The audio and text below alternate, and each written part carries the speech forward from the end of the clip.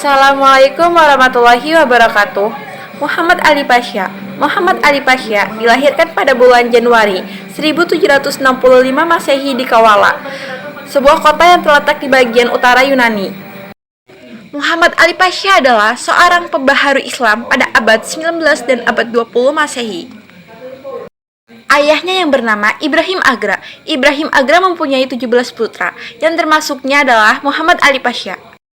Dan beliau adalah seorang perwira yang berhasil merebutkan kekuasaan di Mesir setelah tentara Prancis kembali ke Eropa pada tahun 1801 Masehi. B. Jamaluddin Al-Afghani. Jamaluddin Al-Afghani lahir di Asadabad, dekat Kandahar di distrik Kabul, Afghanistan pada tahun 1839 dan meninggal di Istanbul tahun 1897. Al-Afghani berpendapat bahwa kemunduran umat Islam disebabkan antara lain karena umat Islam telah meninggalkan ajaran-ajaran Islam yang sebenarnya. Ajaran Qada dan Qadar telah berubah menjadi ajaran fatalisme yang menjadikan umat Islam menjadi statis. Ia berpendapat tidak ada sesuatu dalam ajaran Islam yang tidak sesuai dengan akal atau ilmu pengetahuan, atau dengan kata lain, Islam tidak bertentangan dengan ilmu pengetahuan. Ide-ide pembaharuan dan pemikiran politik Al-Afghani tentang negara dan sistem pemerintahan akan diuraikan berikut ini. 1. Negara dan pemerintahan. Menurut Al-Afghani, Islam menghendaki bahwa untuk pemerintahan adalah republik. Pendapat seperti ini tergolong baru dalam sejarah politik Islam yang selama itu hanya mengenal bentuk khalifah yang mempunyai kekuasaan absolut.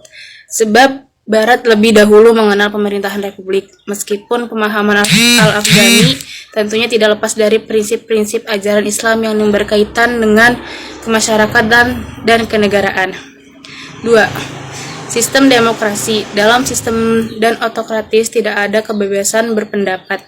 Karena itu, Al-Afghani menghendaki agar corak pemerintahan absolut diganti dengan corak pemerintahan demokratis. Demokrasi adalah pasangan pemerintahan republik sebagaimana berkembang di Barat dan ditetapkan oleh Mustafa Kemal Atatürk di Turki sebagai ganti sistem pemerintahan khalifah.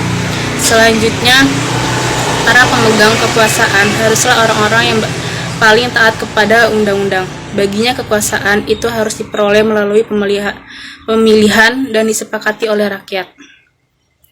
Pendapat ini mengisyaratkan bahwa sumber kekuasaan menurut Al-Afghani adalah rakyat karena dalam pemerintahan republik kekuasaan atau kedaulatan rakyat terlembaga dalam perwakilan rakyat yang anggotanya dipilih oleh rakyat. 3. Pan-Islamisme atau solidaritas Islam. Al-Afghani menginginkan adanya persatuan umat Islam baik negaranya sudah merdeka maupun masih dalam jajahan bangsa Barat. Gagasannya ini terkenal dengan sebutan Pan-Islamisme. Ide besar ini menghendaki terjalinnya kerjasama antara negara-negara Islam. Persatuan umat Islam benar-benar menjadi tema pokok pada setiap tulisan Al-Afghani. Al-Afghani menekankan solidaritas sesama muslim karena ikatan agama, bukan ikatan etnik atau racial. Ide orisinil yang merupakan bentuk solidaritas umat yang dikenal dengan Pan-Islamisme atau Al-Jami'ah Al-Islamiyah, persaudaraan sama umat Islam sedunia. Terima kasih. Muhammad Abduh lahir di deltanya yang sekarang masuk dalam wilayah Mesir sejak tahun 1849. Ayahnya bernama Abduh Hasan Khairullah dan telah lama menetap di Mesir. Adapun yang ibu berkebangsaan Arab yang memiliki garis keturunan dari Khalifah Umar bin Khattab.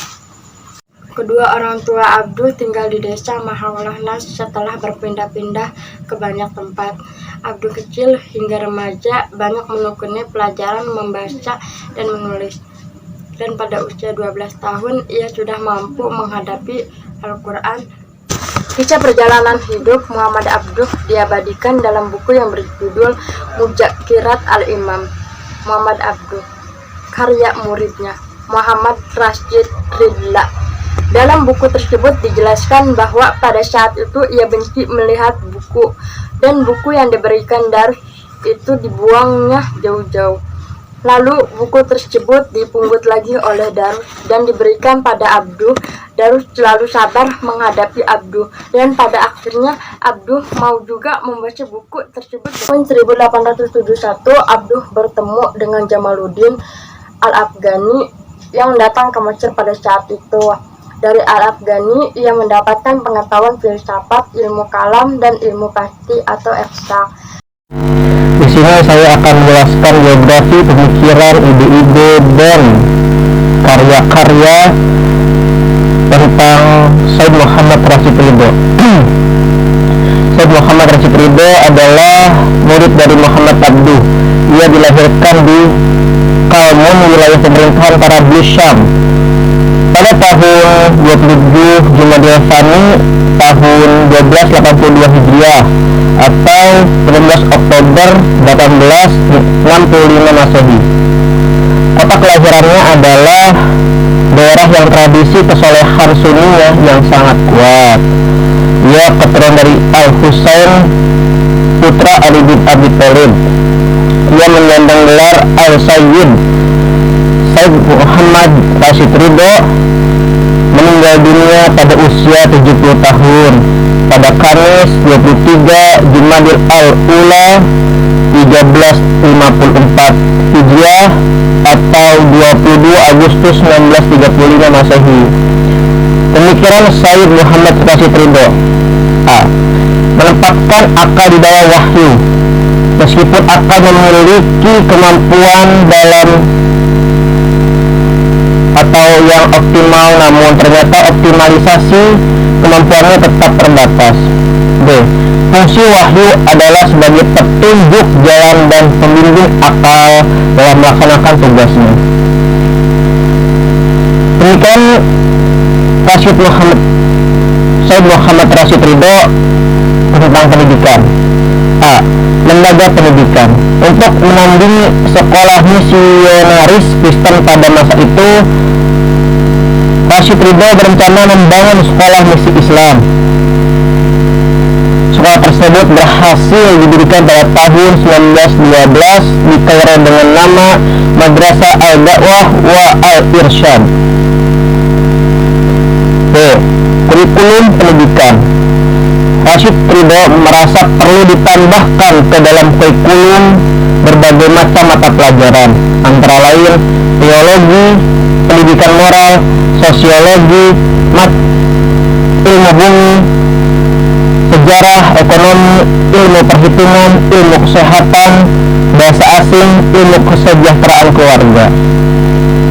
Ide-ide yang dipublikasikan oleh beliau: yang pertama, kemunduran umat Islam juga disebabkan paham fatalis atau Jabariyah.